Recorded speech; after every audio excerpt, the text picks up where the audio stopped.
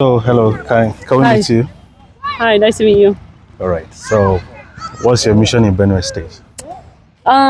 First and foremost, I wanted to be out here just to be able to support Franny. She's been a big support to me since I started my career with the Super Falcons, and we're very, very close. She's like a big sister to me, and she Yeah. speaks so highly of her home and her people. And I knew that we both said we wanted to do camps in our family's home state and hometown, and the fact that I could be here is just to support Franny, to put on a good couple of days for the kids. I mean, this is our second day now of sessions, and just making sure that they enjoy it, to be able to be exposed to different kind of coaching alongside our club coaches, and then to be able to interact with us as well. Okay. So, what can you say about Benue State?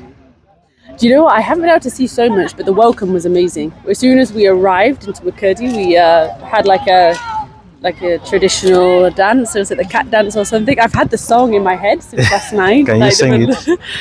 I can't sing it, but I know the sound in my head.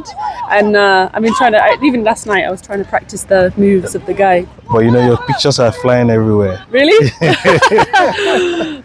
Yeah. So, how do you see this program in the next 5 years? Well, hopefully we just have more players that want to be able to play in safe environments. That's the main thing. Like, it's not about everybody feeling like they have to be a professional player.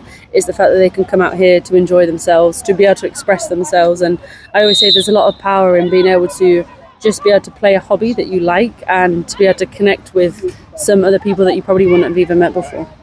All right. Yeah. That's good. Thank you very much. Thank you. And I wish you a happy stay. Thank you. Thank you so much. Yeah.